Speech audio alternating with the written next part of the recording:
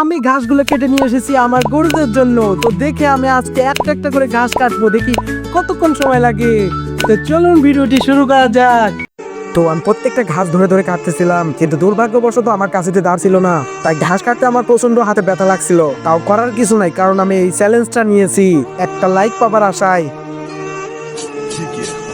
তো ঘাস কাটতে কাটতে আমি ঘেমে অস্থির হয়ে গেছি। তো দেখি আরো কতক্ষণ ঘাস কাটতে পারি। পুরো 4 মিনিটে মাত্র এই কয়টা আমি ঘাস কেটে ফেলেছি। দেখি, যেহেতু আমার ঘাস কাটতে অনেক দেরি হবে, তাই আর টাইম ল্যাম্পস আমি চালু করে দিয়েছিলাম যেন তাড়াতাড়ি ঘাস কাটা হয়ে যায়। তোমরা যেন দেখেও মজা পাও। কাজের শেষে একটু হালকা বিরতি নিয়েছিলাম, সামনে দেখে আমাদের মুরগি, তাই উঠে গিয়ে দাবার দিলাম যেন আমার বারান্দা না উঠতে পারে।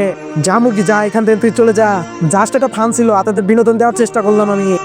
তো আমি আবার ঘাস কাটা শুরু করে দিলাম অবশেষে।